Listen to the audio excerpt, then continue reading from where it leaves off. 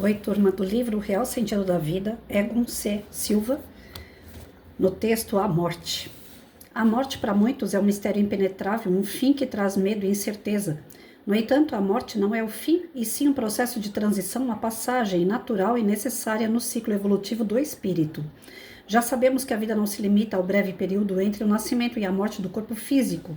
Ela é, na verdade, uma jornada contínua de aprendizado e aperfeiçoamento, que se estende muito além da existência terrena.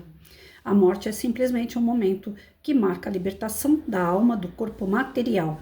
O corpo físico é útil apenas para o desenvolvimento da nossa missão enquanto encarnados, uma vez que o espírito precisa retomar sua verdadeira natureza. O espírito é imortal. Ficamos apenas por um tempo ligados à matéria para cumprir uma missão ou experimentar lições necessárias ao nosso progresso. Para alguns, especialmente os materialistas, a morte significa o fim definitivo da consciência.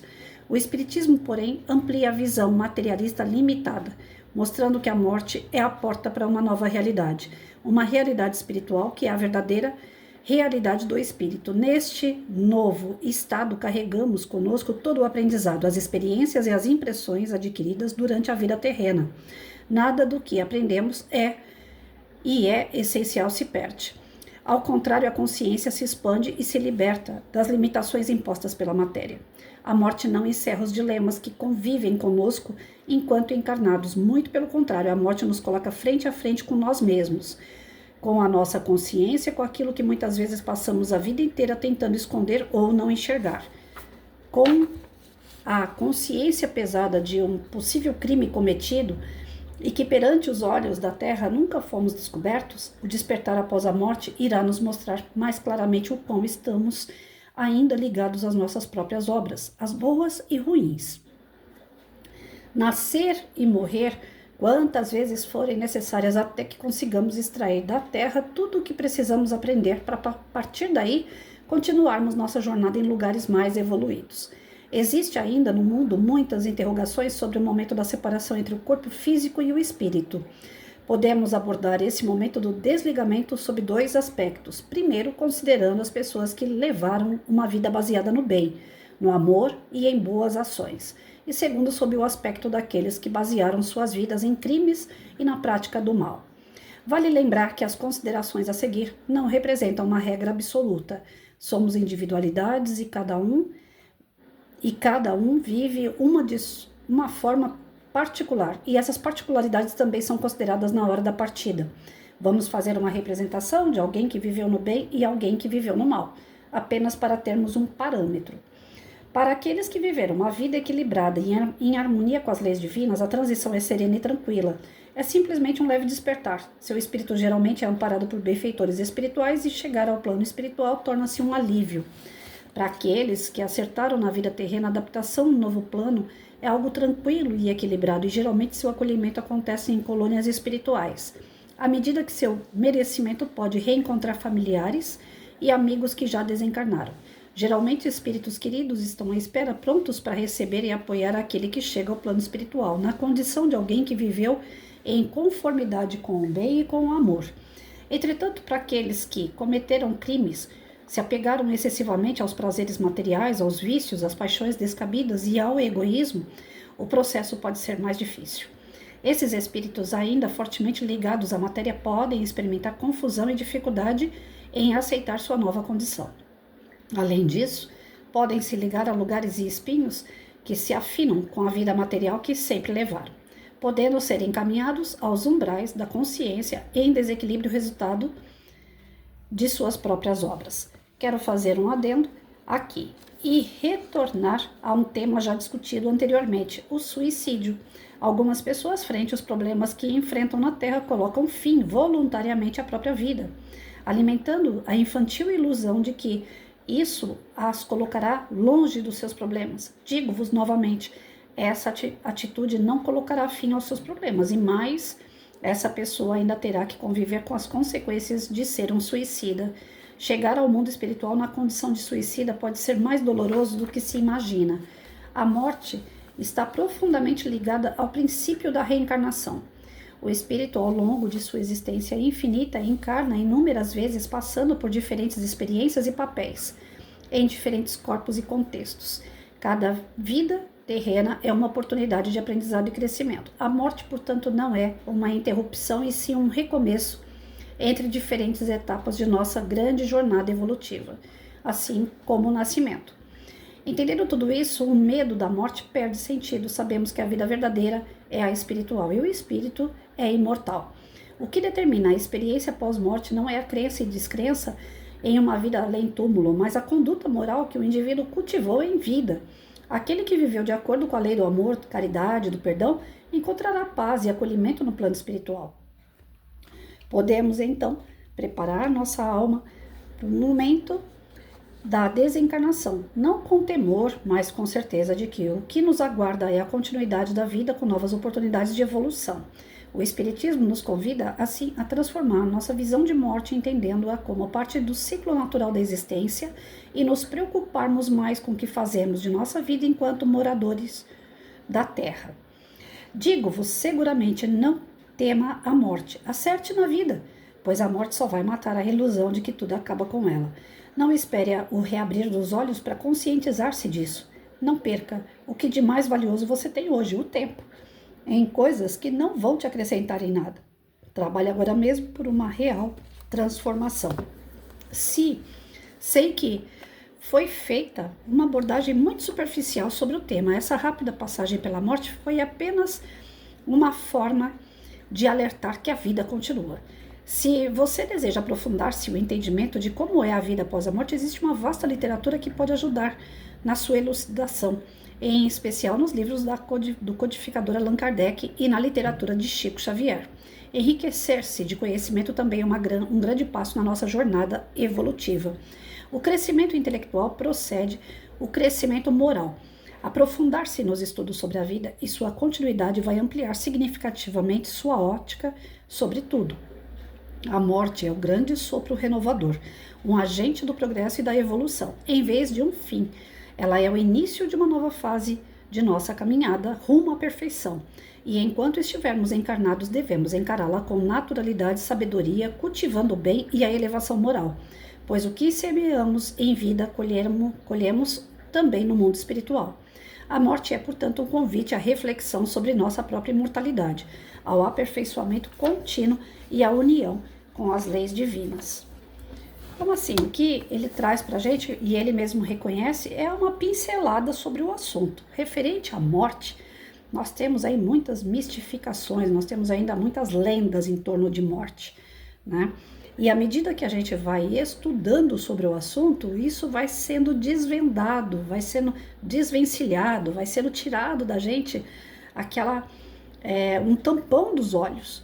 Porque à medida que a gente encarna e vivemos na carne, existe toda uma cultura, né? Aquela questão do velório, do enterro, que é o nosso fim, que as pessoas colocam aquilo como se fosse o término de uma vida.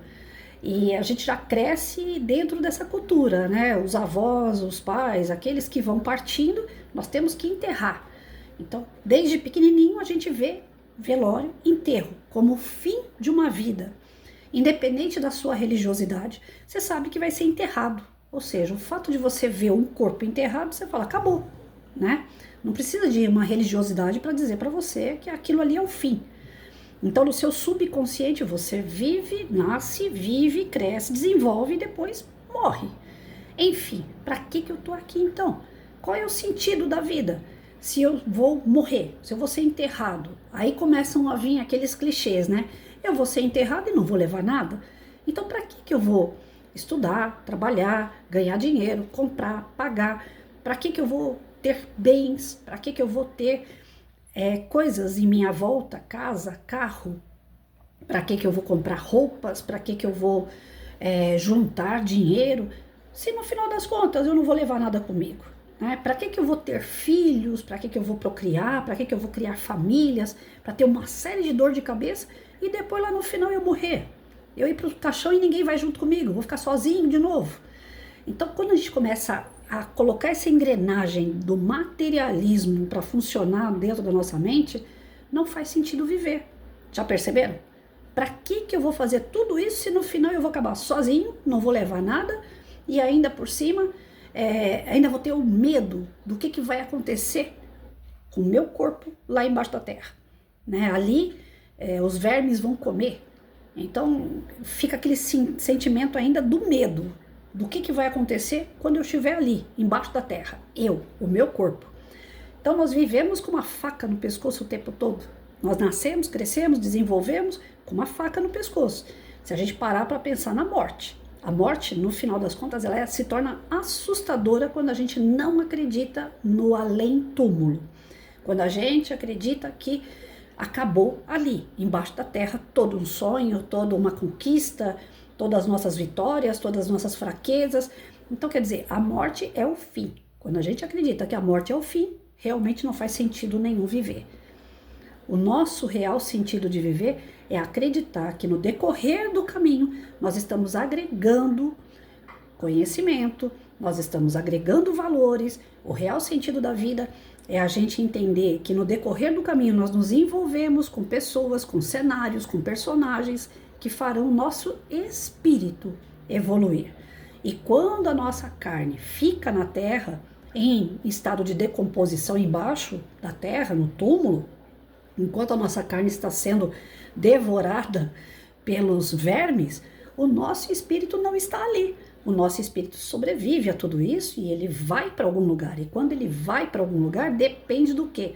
Do nosso pensamento, depende dos nossos sentimentos, depende dos valores, depende da moral, dos princípios que nós agregamos durante toda uma vida terrestre, que são as nossas experiências físicas, que levam para o nosso espírito aquele desenvolvimento moral e espiritual. À medida que a gente desenvolve moralmente e espiritualmente, nós sabemos que do outro lado da vida, o lado espiritual, que é o nosso lado real, que o espírito sobrevive a várias encarnações, que o espírito sobrevive a vários tipos de experiências, com vários tipos de personagens e cenários, agregando conhecimento, agregando essa moral, que lá do outro lado vai lhe servir como ponte. E essa ponte vai nos levar para onde o nosso pensamento e o nosso sentimento quer, deseja e está em nós. Então, qual é a preocupação principal que o espírito tem que ter? Não é com o fim do teu corpo, mas o que vai acontecer pós esse fim do corpo. Para onde é que eu vou? Como é que eu chego lá? Quem é que vai estar lá? Ou seja, eu não vou estar sozinho. O meu corpo físico, sim, vai estar enterradinho. O verminho vai estar comendo. Mas o meu espírito já vai estar desligado a isso. Se eu tiver moral, condição superior, eu não vou ficar ali vendo o verme comer meu corpo. Já aconteceu vários relatos de espíritos que, depois que partem para o lado espiritual, na verdade não vão. Porque são tão apegados à matéria que ficam ali vendo o teu corpo entrar em decomposição, verme comendo cada partezinha do seu corpo e sofrendo com isso. Porque é apegado ao corpo. Sabe essas pessoas que vivem na vaidade? Aquelas pessoas que vivem, tá saindo uma ruga aqui, aqui eu preciso levantar, eu preciso fazer uma reforma aqui no meu braço que tem pelanca. Aquelas pessoas vaidosas, essas são as piores que tem em relação ao corpo, porque quando o corpo entra em decomposição, elas sofrem de ver cada partezinha do corpo se decompor, ser comida ali por verme, e elas ficam ali sofrendo, dando trabalho à espiritualidade para retirá-las do corpo. Então tem muitas pessoas que são mesquinhas, que são aquelas pessoas que ficam guardando dinheiro, que ficam, né, você fala para elas assim, vamos tomar um suco, quanto que é esse suco? Sabe, aquelas pessoas bem, né, apegadas a dinheiro, apegadas à matéria, também ficam lá, vendo o corpo entrar em decomposição. Ou seja, o seu corpo morreu e a pessoa fica colada no corpo. E isso daí mostra a moral da pessoa. Conforme nós vamos desenvolvendo a nossa moral, conforme a gente vai desenvolvendo o nosso conhecimento a nível espiritual, o corpo tá lá e o espírito já foi.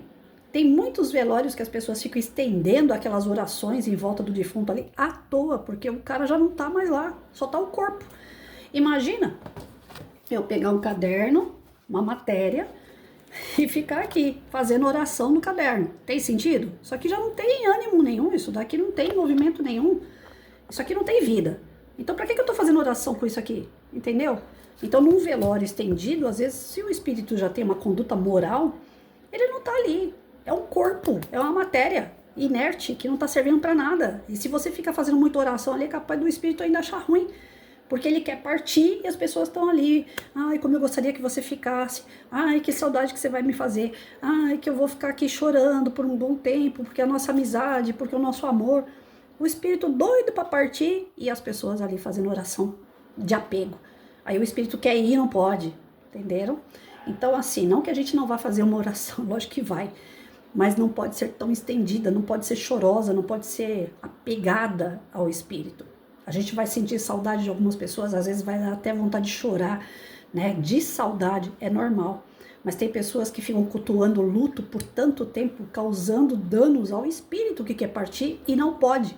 Ele tem consciência, ele tem um conhecimento, ele tem uma moral boa, ele pode ir embora, mas a pessoa fica chamando ele e ele volta, né? E ele volta em estado de sofrimento, ele não volta por alegria, ele não volta por amor, ele volta por sofrer. Por isso que muitas vezes a gente fala assim, não fica chorando muito tempo pela pessoa, né? Não fica pedindo para ela voltar, não fica apegada.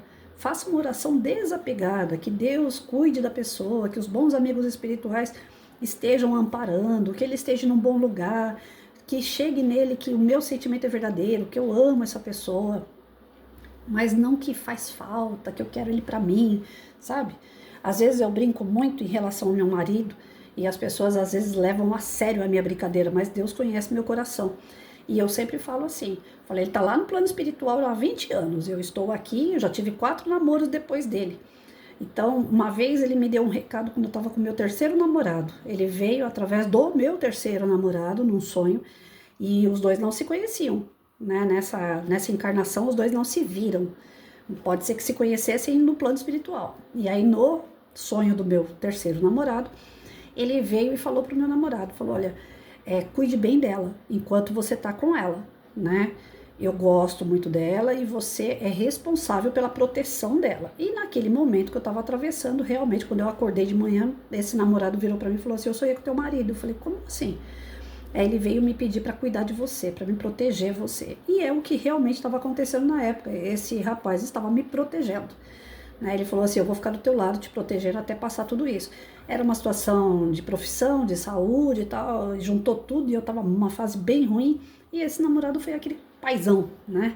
Foi aquele cara que ficava do meu lado o tempo todo me amparando e tal, dentro do conhecimento dele, da possibilidade dele, me ajudando a proteger diante das situações que estavam me atacando. Se ele não tivesse ali, as coisas tinham sido bem pior. Então eu sou muito grata a Deus por ter tido a experiência de passar do lado dele. E veio essa comunicação através de um sonho, um desdobramento do meu namorado na época. E meu marido, num sonho, já falou, o que nós não vivemos nessa encarnação, numa próxima nós vamos viver. Só que não tem nada definido na vida da gente. As coisas podem mudar, né? Aí eu vivo brincando, eu falo assim, olha, no dia que eu sair daqui, que eu desencarnar e eu chegar no plano espiritual, o Edson não estiver lá me esperando, eu saio correndo atrás dele com um cabo de vassoura na mão. Porque a gente sabe que a nossa vida é eterna. Não vem com esse papo de que a mulher era só até a morte separa e a morte separou a gente, não. Porque ninguém vai separar, não. Eu vou correr atrás dele quando eu chegar lá. E aí as pessoas brincam, né? Deixa o Edson de lado. Eu falo assim, uai, deixar eu deixo. Enquanto ele tá lá, eu tô aqui. Ele pode namorar à vontade. Aproveita enquanto eu tô aqui. Porque eu também vou namorar. Mas quando eu chegar lá, é eu e ele. Deus sabe do meu coração. Não é uma fala de apego, né, que ele é meu, ninguém é de ninguém, né, não é uma palavra que eu tô soltando ao ar e que eu tô energia que eu tô jogando, tem gente que leva muito ao pé da letra, não é nada disso, é uma brincadeira, as coisas podem mudar, eu posso chegar no plano espiritual e meu marido não tá mais lá, e ele ter reencarnado com outra pessoa para fazer uma outra história, um outro personagem, e aí fica a critério de Deus, se a gente vai ou não ter um outro momento juntos, vai ficar a critério da espiritualidade. Se for necessário, nós vamos nos reencontrar. Pode ser que numa outra vida eu seja filha dele, pode ser que eu seja irmã dele, pode ser que a gente nunca mais se veja. Para nós não importa os personagens, é que a gente acaba se apegando tanto, meu pai, minha mãe, meu irmão, meu filho, meu marido, e a gente acha que é meu. Não tem nada meu, nada. Esse livro hoje é meu. A hora que eu terminar de fazer a leitura dele, ele vai ser de alguém, porque eu vou repassar esse livro para alguém. Alguém que necessite vai passar por mim e eu vou falar assim, olha, eu li um livro que era muito bom, serve para você. Então, enquanto faz sentido para mim, esse livro é meu. Vai chegar um dia que ele não vai fazer mais sentido para mim, porque eu já conheço, já sei, já estudei, já usei. E para uma outra pessoa que não teve acesso, ele vai ser muito mais útil. Então, por que que ele, sendo mais útil a outra pessoa, vai ficar aqui guardando? Qual é o nome disso? Egoísmo. E egoísmo é contra amor. É o contrário de amor. Então, o amor é o quê? Eu me desfazer, não desfazer, né? Como que fala, sem dar importância, mas me desfazer dando a devida importância, passando para alguém que precisa. Então, os nossos personagens são assim. Hoje é necessário que a Patrícia seja, que esse espírito que está aqui seja a Patrícia, mas pode ser que numa outra encarnação a Patrícia seja o José. Pode ser que a Patrícia seja a Maria. Hoje eu sou a Patrícia professora, pode ser que numa outra encarnação eu seja a Maria faxineira. E aí? Isso não quer dizer que eu cresci ou subi, materialmente dizendo, não. Porque os personagens, independente daquilo que a gente faça, tem sempre um propósito. E esse propósito é o sentido da vida, esse propósito é que a gente chegue lá no final e reconheça aquilo que nós melhoramos durante o decorrer dessa vida. E faz todo o sentido para quem é espírita a questão de você ultrapassar a morte. Eu acho que um dos temas assim que tem dentro do espiritismo, da doutrina espírita, que é mais consolador do que qualquer outra religião, é o fato de você poder reencarnar, é o fato de você não morrer, é o fato de não ter o término do teu espírito, ter o término da tua carne, mas do teu espírito não. Você passa isso, essa fase da morte, o teu corpo fica lá, entra em decomposição, acaba, da terra veio, da terra volta, é bíblico isso. Mas a questão do seu espírito não. A questão do seu espírito, para onde que eu vou depois da morte? Depende do que você pensa, depende daquilo que você sente. Se você é uma boa pessoa, uma boa conduta, se você adquiriu um bom conhecimento, se você fez bem às pessoas, se você foi uma pessoa, não precisa ser totalmente de luz, mas aquela pessoa que leva a boa palavra, aquela pessoa que incentiva outros, aquela pessoa que busca, dentro de uma justiça divina, ser alguém equilibrado, ser alguém tolerante, paciente. Ontem nós fizemos aqui o teste, né? Do amor, e eu falei para vocês de 32 citações do Egon, né? Quem ama cuida, quem ama vê o amor em tudo. Então, dessas 32 citações que o Egon fez aqui, eu falei, eu tô com 18 pontos. Ou seja, eu tô caminhando, eu tô no meio do processo. Se hoje a Patrícia cair dura aqui na frente das câmeras e vir a óbito, a Patrícia já sabe assim que socorrida eu vou ser, mediante a esse meio caminho andado. Socorrida eu vou ser. Eu não vou totalmente para o umbral, mas pode ser que eu passe por ele, sinta lá o reflexo de algumas más atitudes que eu tive e vou ser logo em seguida, devido à pouca fé que eu tenho, mas o coração bom que eu possuo, eu vou ser logo ali socorrida. E vou ser levada a um hospital, depois do hospital em recuperação eu posso voltar a estudar, e depois de voltar a estudar, reconhecer pessoas que eu amo em minha volta, começar a abraçar aquelas pessoas que eu amo, que ainda estão no plano espiritual e não reencarnaram novamente. Dali, me reprogramar para uma nova encarnação e continuar evoluindo. Nesse pé que eu tô aqui. Agora, se eu fosse dessas 32 questões que o Egon levantou aqui, se eu fosse 30, eu posso dormir tranquila. Aonde eu falecer aí, onde eu desencarnar, eu tô bem na fita. Eu já ia ser socorrida direto, eu já ia ser levada para um lugar bom, eu já ia ver pessoas que eu amo e tá tudo certo, mas eu não sou. Então é preocupante, eu preciso trabalhar isso aqui antes de desencarnar, para que eu possa realmente ter a certeza do amparo, ter a certeza de que eu não vou nem colocar o meu dedinho lá no umbral. Agora aqui eu ainda tô meio caminho andado. Quantas pessoas fizeram esse teste comigo ontem? Quantas pessoas podem se garantir de nem passar pelo umbral? E quantas pessoas viram nesse teste que certamente vão passar pelo umbral? Vão sofrer um pouquinho ali ainda, porque se aqui tá ruim, gente, no umbral é muito pior. E todas as religiões, querendo ou não, porque vai ser questionado isso em algum dado momento. Tem religião que bate no pé, não existe vida após a morte de jeito nenhum. Todas as religiões falam em céu e inferno. A minha argumentação quebra qualquer religião, quando fala assim, mas tem o céu e o inferno, depois que você morrer, você vai ter o sono eterno, depois que você morrer, você vai lá, de acordo com as suas ações, você vai para o céu, você vai para o inferno. Ora, se você vai para céu e inferno, gente, você está indo, e se você está indo, então você está vivo, você não está morto, porque você está indo para algum lugar. Se você tivesse morto mesmo, você não estava indo para lugar nenhum. Ali você foi enterrado, ali você ficaria. Concordam comigo? Então a morte em si, ela não existe. Não temos que ter medo da morte. O que a gente tem que ter receio é o que nós fazemos em vida, seja encarnado ou desencarnado, para a gente realmente saber para onde nós vamos parar. Então a morte não é para ser temida. A morte é só um fim de um ciclo físico, aonde nós vamos continuar no ciclo espiritual. Tenham receio das coisas que vocês fazem no meio desse processo, entre a vida material, início, meio e fim, e depois. Se eu quero saber para onde eu vou para o lado espiritual, é só analisar como é que foi essa minha vida física, começo, meio e fim dela. Aí eu já tenho certeza para onde é que eu vou para o plano espiritual, porque eu vou. Não importa que religião, mas eu sei que eu estou indo.